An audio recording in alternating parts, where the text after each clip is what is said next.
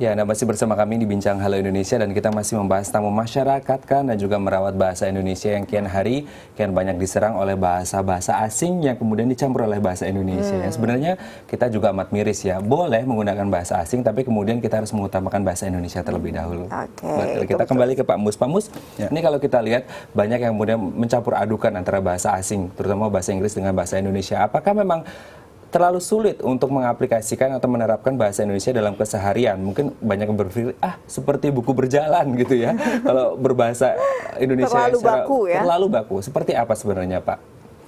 Ya, sebenarnya di dalam berbahasa kita kan harus memperhatikan situasi-situasi tempat kita berbahasa itu. Jadi sebagaimana biasa situasi yang kita hadapi kan ada situasi yang formal, ada yang tidak formal. Nah, di dalam berbahasa pun sebaiknya juga mengikuti itu. Artinya ketika kita menggunakan bahasa untuk situasi-situasi yang tidak formal, ya kita tidak harus menggunakan bahasa yang baku ya. Baku. Tapi ketika kita berkomunikasi dalam situasi yang formal, nah disitulah dituntut untuk menggunakan bahasa yang baku.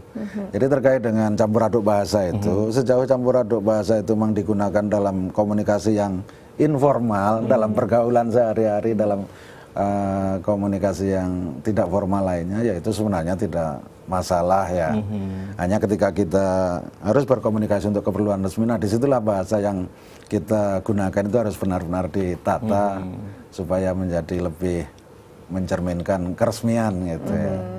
Jadi artinya tidak harus kita menggunakan bahasa itu semuanya baku. Jadi harus disesuaikan dengan Kondisinya juga ya, situasi dan kondisinya, kondisi. Nah ini kan betul, sebenarnya ya. kalau memang ada regulasinya saat mungkin properti gitu ya, perusahaan properti ingin memberi nama pada propertinya yang akan dibangun, pasti kan ada izin. Ya, ya. Nah kalau memang regulasi ini menempel dengan izin tersebut, harusnya kan tidak diberikan izin untuk nama-nama yang memang dianggap tidak sesuai dengan nama-nama yang seharusnya ditentukan, yaitu dengan bahasa-bahasa Indonesia. Apakah ini memang tidak berjalan atau memang luput dari perhatian sebenarnya?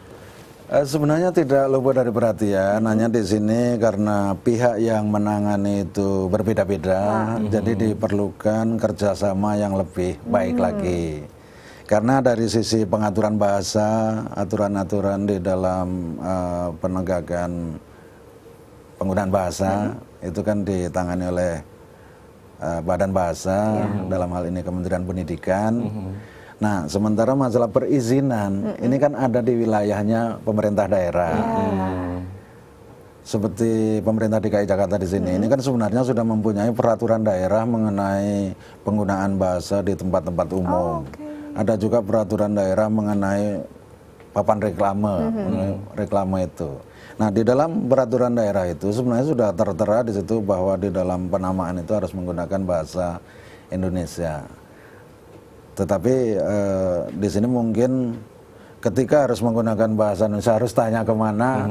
Nah disinilah yang perlu dijalin kerjasama lebih baik lagi. Nah itu dia ya, sebenarnya kan setiap daerah ada badan bahasa juga ya, Matt ya? Betul sekali, memang harus mungkin ada satu pintu bersama. Karena memang ini fenomena kalau dibiarkan pun juga akan semakin berbahaya ke depannya ya Pak ya. Apakah ini akan mengganggu stabilitas bahasa Indonesia ke depannya? Ya, saya ceritakan dulu bahwa dulu pada satu masa itu ketika Indonesia menetapkan ada gerakan disiplin nasional, ada gerakan disiplin nasional termasuk di dalamnya adalah gerakan disiplin nasional dalam berbahasa pada tahun 95 itu. Nah ketika itu kerjasama Badan Bahasa dengan dulu masih Pusat Bahasa namanya dan pemerintah DKI itu masih sangat bagus sehingga siapapun yang mengajukan perizinan untuk penamaan apakah usaha, nama gedung atau nama perumahan itu kan oleh pemerintah DKI disarankan akan diberi izin jika sudah menggunakan bahasa Indonesia yang benar. Ya? Nah untuk bahasa Indonesianya mereka disarankan ke Pusat Bahasa. Setelah ada persetujuan dari Pusat Bahasa balik lagi ke pemerintah DKI. Nah disitulah kemudian pemerintah DKI memberikan izin. Nah, ini dia masalahnya, masih banyak ternyata yang tidak menggunakan bahasa yang baik dan benar. Mereka tidak ke Pusat Bahasa ya untuk melegalkan ini. Nah, ini masih kita akan bahas lagi. Nah, sebelumnya kita mau lihat bahwa bukan masalah properti saja, banyak hal yang digunakan masyarakat bagaimana mencampur bahasa Indonesia dengan bahasa asing. Mungkin yang paling sederhana saat kita membuat status-status di media sosial ya, itu mungkin kita juga sama, Met. Nah, kita mau tahu nih apa tanggapan masyarakat tentang ini. Simak tayangan berikut ini. Ya bagus sih, nggak apa-apa. Jadi kita banyak pengetahuan gitu, penambahan pengetahuan. Sama anak-anak juga, sama orang tua juga bisa. Jadi kita tahu dah bahasa macam-macam gitu. Ya selagi masih bawaannya untuk positif sih, selagi saya emang nggak masalah sih. Yang penting iklannya itu nggak terlalu yang istilahnya untuk nggak baik untuk anak-anak lah intinya. Bagus juga sih buat supaya masyarakat Indonesia lebih cerdas bahasa Inggris. Menurut saya sih kurang mendidik ya, karena nggak sesuai dengan bahasa kita gitu kan. Karena yang bagus kan harus menggunakan bahasa Indonesia yang bagus gitu. Betulnya kalau iklan berbahasa asing itu sebetulnya nggak boleh. Kalau bisa pakai bahasa Indonesia, kita hargai produk-produk Indonesia. Apalagi bukan saja bahasa ya, sampai ke bahan-bahan yang diproduksi pun kita harus hargai punya kita, Indonesia. Indonesia lebih penting dan kita harus cinta Indonesia.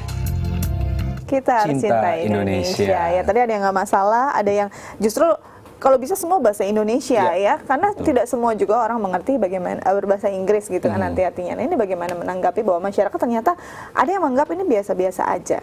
Ya, kalau kita lihat di dalam periklanan selama ini memang ada yang bahasa Indonesia, ada yang bahasa Inggris, ada juga yang campuran. Nah sebenarnya kan kalau kita lihat iklan itu ditujukan kepada siapa? Kalau memang ditujukan kepada masyarakat kita, masyarakat Indonesia sendiri, mengapa harus pakai bahasa asing? Gitu kan. Jadi mestinya ya menggunakan bahasa Indonesia. Soal ragamnya, ya itu kita sesuaikan. Artinya ketika iklan itu memang untuk keperluan para remaja, ya boleh saja menggunakan bahasa-bahasa ragam gaul cara remaja. Populer lah ya Pak ya. Kemudian kalau iklan itu memang iklan yang sifatnya resmi misalnya, ya bahasanya harus disesuaikan. Jadi artinya di situ ragam boleh berbeda-beda tetapi tetap bahasa Indonesia gitu.